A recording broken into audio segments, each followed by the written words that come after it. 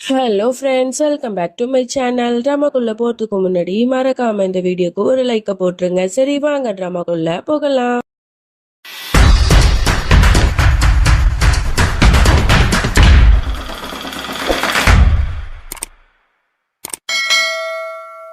Starting சீன்ல நம்மளோட மிஸ்ஸி வந்து ஒரு டாஸ்க்கை கம்ப்ளீட் பண்ணுங்கிறதுக்காக என்ன பண்ணிருப்பா, ரோஹனோட கண்ணத்துல வந்து கிஸ் பண்ணிருப்பா.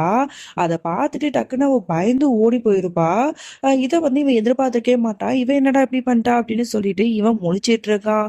அதோட அதே நினப்புலயே இவன் வந்து வீட்டுக்கு போகும்போது உடனே பாட்டி சொல்லிட்டு இருக்காங்க, என்னடா நீ ஏன் இவ்வளவு சோகமா இருக்க அப்படின்னு கேட்க, இல்ல நான் ரொம்ப பெரிய தப்பு பண்ணிட்டேன்னு தோணுது. இதெல்லாம் வீருக்கு தெரிஞ்சா அவர் என்ன நினைப்பாரு என்னை பத்தி அப்படின்னு சொல்ல, அதெல்லாம் ஒண்ணும் இல்லை, இதெல்லாம் வந்து சும்மா வந்து ஒரு டாஸ்க் தானே, அதை நீ கம்ப்ளீட் பண்ணிட்டு நீ ஸ்ட்ராங்கான பொண்ணுன்னு நிரூபிச்சிட்ட, அதெல்லாம் நீ பெருசா எடுத்துக்காத, விட பாத்துக்கலாம் அப்படிங்கிற மாதிரி அந்த சீன்கார பாட்டியும் சொல்லி வீட்டுக்கு அழைச்சிட்டு போகுது. இங்க வந்து அப்படியே வீட்டுல தான் காட்டுறாங்க. ராதிகா பாட்டி வந்து என்ன பண்றாங்க அப்படின்னா, மோலியோட ஜுவல்ஸ் எல்லாத்தையுமே பரிட்ட வந்து காட்டிட்டு இருக்காங்க. இது எப்படி இருக்கு, நல்லா இருக்கா, இது வந்து மோலியோட ஜுவல்லரி தான், மிஸ்தியோட கல்யாணத்துக்காக நான் எடுத்து வச்சிருந்தேன். ஸோ மொழி மட்டும் இருந்திருந்தா அவள் எவ்வளோ சந்தோஷப்பட்டிருப்பாள், மிஸ்டியோட கல்யாணத்தை பார்க்காமலே போய் சேர்ந்துட்டா அப்படின்னு சொல்லிட்டு வருத்தப்படுறாங்க. அப்பதான் பரி சொல்லிட்டு இருக்கா, இந்த மாதிரி வந்து மோவி அம்மா வந்து இவ்வளோ சீக்கிரம் போவாங்கன்னு நம்ம யாருமே எதிர்பார்க்கல. ஆனால் அவங்களோட நகை வந்து ரொம்ப அழகா இருக்குல்ல, இதை மிஸ்டிக்கு வந்து போட்டோம்னா ரொம்ப அழகா இருக்கும், அவளுக்கு வந்து இது ரொம்பவே சர்ப்ரைஸா இருக்கும் பாட்டி. ஸோ கண்டிப்பா நம்ம அவளுக்காக இதை கொடுக்கணும் அப்படிங்கிற மாதிரி சொல்லும் போது இவங்க கொஞ்சம் எமோஷ்னலா ஆயிடுறாங்க. இல்லம்மா எனக்கு ரொம்பவே கஷ்டமா இருக்கு, மிஸ்தியை வந்து நம்ம கஷ்டப்பட்டு ரொம்ப நல்லா வளர்த்துருக்கோம், அவ ரொம்பவே நல்ல பொண்ணு தான். அதே மாதிரி என்னோட மிஸ்திக்கு ஏத்த மாதிரி தான் வீரும் இருக்கான். வீரும் வந்து மிஸ்தியை ரொம்பவே நல்லா பார்த்துப்பான்னு எனக்கு தெரியும். ஆனா வீரோட குடும்பத்துல உள்ளவங்க எப்பேற்பட்டவங்கன்னு எனக்கு தெரியலையே. அவளை ஏதாவது கஷ்டப்படுத்தினாங்கன்னா போற இடத்துல அவளை நான் வந்து ரொம்ப மிஸ் பண்ணுவேன். அவ அவளை விட்டுட்டு நம்ம எப்படிமா இருக்க போறோம் அப்படின்னு சொல்லிட்டு ரொம்ப வருத்தப்படுறாங்க. மிஸ்தி கல்யாணம் ஆகி போயிட்டா நமக்கு கஷ்டமா தான் இருக்கும். ஆனா வீரு வந்து கண்டிப்பா நல்லா பார்த்துப்பாரு. நீங்க ரொம்ப வந்து ஸ்ட்ரெஸ் எடுத்துக்காதீங்க பாட்டி அப்படிங்கிற மாதிரிலாம் சொல்லி ஆறுதல் சொல்லிட்டு இருக்கா. அப்பதான் வந்து ஃப்ரெண்டுக்காரன் வந்து கத்திக்கிட்டு இருக்கான், ஏன் நீ என்னடி பண்ணி வச்சிருக்க, நைட்டு போதையில வந்து எவனோ ஒருத்தவ ஃபோன் நம்பர் கேட்டதுக்கு என்னோட நம்பர் கொடுத்துட்டியா, ஸோ பாரு எனக்கும் உன்னோட தம்பிக்கும் கால் பண்ணிட்டே இருக்கானுங்க அப்படிங்கிற மாதிரி அவன் புலம்பிட்டு இருக்கான். ஆனா ஆமாடா, நேற்று போதையில வந்து இவனோ நம்பர் கேட்கும்போது நான் உளறிட்டேன் போல, நல்ல வேளை நான் ஏன் நம்பர் கொடுக்கல அப்படிங்கிற மாதிரிலாம் சொல்லி சிரிச்சிட்டு இருக்கா. அடிப்பாவிங்கிற மாதிரி அவனும் சொல்லிட்டு இருக்கான். அதோட இங்க மிஸ்டி வந்து ரொம்பவே சோகமா இருக்கா. அவளுக்கு அந்த ரோஹனை வந்து கிஸ் பண்ணது அதெல்லாம் நினைச்சு பார்த்துட்டு ரொம்ப கில்ட்டியா ஃபீல் பண்ணிட்டு இருக்காளா. அப்ப கரெக்டா வந்து வீர் வந்துடுறான்.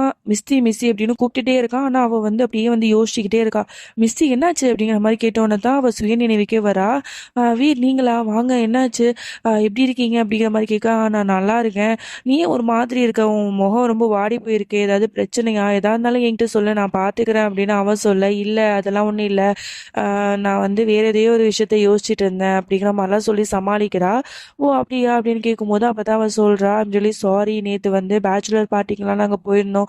ஸோ இந்த விஷயத்த உங்ககிட்ட சொல்லணும்னு நினச்சேன், எனக்கு டைமே கிடைக்கல, நான் ஃபோன் பண்ணாலும் நீங்கள் எடுக்கல, ஸோ நீங்கள் பிஸியாக இருந்திருக்கீங்க போல அப்படிங்கிற மாதிரி சொல்ல, எனக்கு தெரியும், நானும் ஒன்று அந்த பேச்சுலர் பார்ட்டியில் உன்னை பார்த்தேன், என்னோட ஃப்ரெண்டுக்கு கூட உன்னை வந்து காட்டினேன், ஸோ அதனால எனக்கு பிரச்சனை இல்லை அப்படின்னு கேட்க, இல்லை அங்கே வந்து பாய்ஸ்லாம் இருந்தாங்க இல்லையா, அப்படி உங்களுக்கு ஒரு மாதிரி இருந்திருக்கும்ல அப்படின்னு அவ கேட்க, அதுக்கு தான் அவ சொல்றா, அப்படிலாம் ஒன்றும் இல்லை, என்னோட ஃபியான்சி மேலே எனக்கு நம்பிக்கை இருக்கு, என் மிஸ்ஸி எப்போவுமே என்னை தவிர வேறு யாரையும் திரும்பி கூட பார்க்க மாட்டா, உன் மேலே எனக்கு முழு நம்பிக்கை இருக்கு, ஸோ நம்பிக்கை தானே வாழ்க்கை, இது இல்லைன்னா நம்ம எப்படி லைஃப்ல வந்து ஒன்றா வாழ முடியும், அதனால அதை பற்றிலாம் நீ யோசிக்காத, I love you so much அப்படிங்கிற மாதிரி சொல்லிட்டு போயிடுறான். இவளுக்கு ரொம்ப ரொம்ப கில்ட்டியா இருக்கு, என்னடா இது, இந்த மனுஷன் நம்ம மேலே இவ்வளோ நம்பிக்கை வச்சிருக்கானே, இவனுக்கு போய் நம்ம துரோகம் பண்ற மாதிரி இப்படி பண்ணிட்டோமே, பாட்டி சொன்ன விஷயத்த நம்ம கேட்டிருக்க கூடாதோ அப்படிங்கிற மாதிரிலாம் யோசிச்சுட்டு இருக்கா.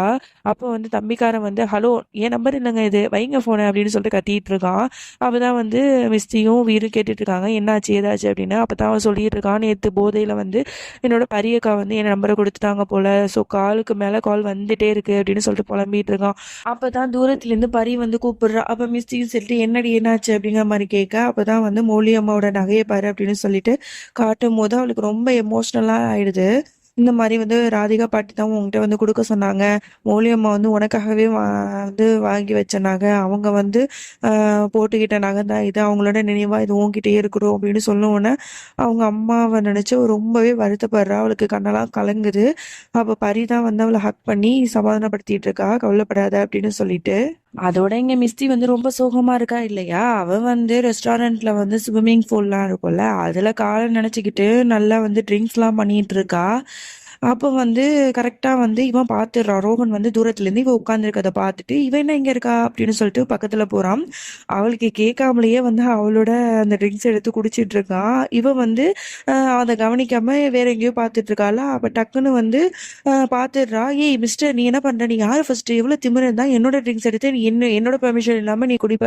உனக்கு எவ்ளோ திமிரு? ஃபர்ஸ்ட்டு யார்றா நீ?" அப்படிங்கிற மாரி கேட்க. "ஏன்? என்ன உனக்கு தெரியாதா என்ன? கிஸ் பண்ணும்போது நான் யாருன்னு தெரியலையா?" அப்படிங்கிற மாரி கேட்க, உடனே அவளுக்கு பயங்கர ஷாக் ஆகுது. அப்பதான் யோசிச்சு பார்க்குறா. ஐய்யயோ! இவனுக்கு தான் நம்ம கிஸ் பண்ணிட்டு ஓடி வந்தோமா அப்படின்னு சொல்லிட்டு, இந்த பாரு, அது வந்து ஜஸ்ட் ஒரு டாஸ்க். எனக்கு வந்து குடுத்தாங்க. அதான் நான் பண்ணேன். மத்தபடி வேற எந்த விதமான மனசுல எண்ணத்த வச்சுக்கிட்டும் நான் அந்த மாரி நடந்துக்கல. அதுக்கு வேணா நான் உன்ட்ட சாரி கேட்டுக்கிறேன். தேவையில்லாம என்ன நெருங்க முயற்சி பண்ணாத. புரியுதா? அப்படின்னு சொல்லிட்டு அவ வார்னிங் பண்றா. இவன் வந்து அத எத பத்தியுமே காதுலயே வாங்குற மாரியே தெரியல. அப்படியே அவள பார்த்துக்கிட்டு அவள இறுக்கி வந்து அப்படியே இடுப்புல கைய வச்சு அப்படியே நெருக்கமா வந்து அவள புடிச்சுக்கிறான். அவளுக்கு ஒண்ணுமே புரியல. இவன் என்னடா பண்றாங்கிற மாரியே பார்த்துட்டு இருக்கா. தூரத்துலேருந்து வீரும் வந்து ரோகன பார்க்கறதுக்காக வந்துட்டு இருக்கான். இவங்க 2 பேரும் ஒண்ணா இருக்கத பார்த்தானா, சோலியே முடிஞ்சிச்சு அப்படிங்கிற மாரி தான் இருக்கும். ஆனா நல்ல வேளை அந்த மாரிலாம் எதுவும் நடக்கல. டக்குனு வந்து மிஸ்டியோட தலைகிட்ட வந்து ஒரு வெட்டுக்கால் பூச்சி இருக்கும் போல. ஸோ அத வந்து இவன் புடிச்சு தூக்கி வீசிடுறான். அப்பதான் வந்து இவளுக்கு ஒரு மாரி இருக்கு. டக்குனு இவன புடிச்சு தள்ளி விட்டுட்டு அந்த இடத்த விட்டே ஓடி போயிடுறா. அதுக்கப்புறம் தான் வந்து வீர் வரான். வீர் வந்து ரோஹன மீட் பண்றான். "என்ன மச்சான், எவ்வளோ நேரம் நான் உனக்கு கால் பண்ணிட்டே இருக்கேன். எடுக்கவே மாட்ற. எவ்வளோ வேலை இருக்கு தெரியுமா? எனக்கு என்கேஜ்மெண்ட் வேலைலாம் நெறைய இருக்கு. நீ தானே பண்ணணும்." அப்படின்னு கேட்க, இந்த பண்ணலாம்டா, வா போலாம்." அப்படின்னு சொல்லிட்டு அவங்க 2 பேரும் போயிடுறாங்க. அதோட இங்க வந்து நம்மளோட பரிய தான் காட்டுறாங்க. அவ வந்து நடந்து போயிட்டுருக்கும்போது தன்னோட ஃப்ரெண்டுக்கார ரூமுக்கு தான் போலான்னு போறா. அங்க பார்த்தா வேற ஒரு பையன் வந்து அரைகுறையா வந்து நடந்து வந்துட்டுருக்கான். இவன் என்னடா இது இப்படி போறான்? அப்படின்னு சொல்லிட்டு ஏதோ தப்பா இருக்கே அப்படின்னு சொல்லிட்டு உள்ளாக்க போறா. அங்க வந்து ஃப்ரெண்டுக்காரனும் ட்ரெஸ்ஸிங்லாம் பண்ணிட்டு இருக்கான். "ஏய் என்னடா நடக்குது இங்க? நான் வந்து உன்னோட லவ்வுக்கு வந்து ஓகே சொல்லல. ரிஜெக்ட் பண்ணிட்டேங்கிறதுனால நீ இவ்ளோ கேவலமா இறங்கிட்டியா என்ன? என்ன நீ பசங்க கூடலாம் ஒண்ணு மண்ணா இருக்கியா? ஐய்யய்ய! நீ கே ஆயிட்டியா?" அப்படிங்கிற மாரிலாம் ரொம்ப பங்கமா வந்து கலாய்க்கிறா. "அடிப்பாவி! என்னடி என்ன இப்படியா சொல்லுவ? நீ உன்ன சும்மா விட மாட்டேன்." அப்படின்னு சொல்லிட்டு அவள தொரத்தி தொரத்தி வந்து அவள பிடிக்கிறதுக்கு முயற்சி பண்றான். இந்த மாரி ரொம்ப ஃபன்னா போயிட்டுருக்கு. இவங்க 2 பேருக்கும் உள்ள ரிலேஷன்ஷிப்பே ரொம்ப ஃபன்னா தான் இருக்கு. அப்புறம் இன்னொன்னு விஷயத்த சொல்லணும். இந்த பாருங்க, மிஸ்டி பரி இவங்க 2 பேரும் வந்து அ பேர வந்து நல்லா நீங்க குழப்பிக்கிறீங்க. 2 பேரும் ஃபேஸ் கட்ட வச்சு நீங்க ஜட்ஜ் பண்றீங்க. இப்ப பாருங்க, இந்த இந்த இருக்கால்ல, இவ தான் வந்து மிஸ்டி. சரியா? நல்லா ஞாபகம் வச்சுக்கோங்க. அப்புறம் இந்த இருக்கா பாருங்க, இவ தான் பரி. சரியா? ஸோ இவங்க 2 பேரும் ஃபேஸ் கட் வந்து டிஃப்ரெண்ட்டா தான் இருக்கு. பட் என்ன பண்றது? டைரக்டர் அப்படி தானே குடுத்துருக்காரு. ஸோ அதனால நீங்களே புரிஞ்சுக்கணும். அதனால மறுபடியும் கமெண்ட் பாக்ஸ்ல வந்து "பாரி யாரு? மிஸ்டி யாரு? மாத்தி சொல்றீங்க" அப்படின்னு சொல்லிட்டுலாம் கமெண்ட் பண்ணாதீங்க. அதனால நீங்க இத ஏத்துக்கிட்டு தான் ஆகணும். ஸோ அதனால பழகிக்கோங்க. மறுபடியும் நல்லா இத சொல்லிட்டு இருக்க முடியாது. சரியா? அந்த மாரி போயிட்டுருக்கு. அதோட வந்து இங்க ஃபங்ஷனுக்கான எல்லா வேலையுமே வந்து ரொம்ப தடபுடலா நடந்துட்டுருக்கு. அப்பதான் வந்து அங்க ரோஹன் வந்துர்றான். ரோஹன் வந்துட்டு இந்த மாரி வீடு கூட்டிட்டு வந்து எல்லாத்துட்டயும் இன்ட்ரோடியூஸ் பண்றான். பண்ண உடனே வந்து ராதிகா இருக்காங்கல்ல, அவங்க கிட்ட போயிட்டான். இவன் வந்து பேசுறான். "நான் ஒரு வீரோட ஃப்ரெண்டு தான்." அப்படின்னு சொன்னோனே, "ஓ! நீயாப்பா? உன்ன பத்தி சொல்லியிருக்கான்ப்பா." அப்படிங்கிற மாரிலாம் சொல்லும்போது, "ஓகே, ஏதாவது வேலை இருந்தா குடுங்க, நானும் பண்றேன்." அப்படின்னு சொல்லிட்டு அவனும் சொல்ல, அவங்களும் நெறைய வேலைலாம் வந்து அவனுக்கு குடுக்குறாங்க. அவனும் வந்து பார்த்து பார்த்து பண்ணிட்டு இருக்கான். இங்க வந்து அப்படியே வந்து நம்ம மிஸ்டிய காட்டுறாங்க. அவ ரொம்பவே சோகமா வந்து ஒரு ஓரமா நின்னுட்டு இருக்கா. அப்ப வந்து வீர் வந்து அவள மீட் பண்றதுக்கு அங்க போயிடுறான். போயிட்டு இவகிட்ட ரொம்ப க்ளோஸா நடந்துக்கிறான். டக்குன்னு வந்து இவகிட்ட ரொம்ப ரொமான்டிக்கா பேசி அவளோட கன்னத்துல கிஸ்ஸும் பண்ணிடுறான். இவளுக்கு ஒரு மாதிரி இருக்கு அன்கம்ஃபர்டபுளா. ஏன்னா அந்த ரோஹன வந்து கிஸ் பண்ணதையே நினைச்சிட்டு இருக்காளா. ஸோ அவளுக்கு ரொம்ப கில்ட்டியா இருக்கு. பட் இவன் வந்து "என்னத்தான் உனக்கு ஆச்சு?" அப்படிங்கிற மாரி கேட்கும்போது, அவளும் எல்லா விஷயத்தையும் சொல்லிடலாம் அப்படின்னு சொல்லிட்டு சொல்றதுக்கு வரா. இவ சொன்னா அது வேற மாரி பிரபலமா ஆகும். இவங்க என்கேஜ்மெண்ட் நடக்குமா என்னங்கிறதெல்லாம் நம்ம பொறுத்திருந்து தான் பார்க்கணும். அதுவரைக்கும் என்னோட காத்திருங்கள். பாய்.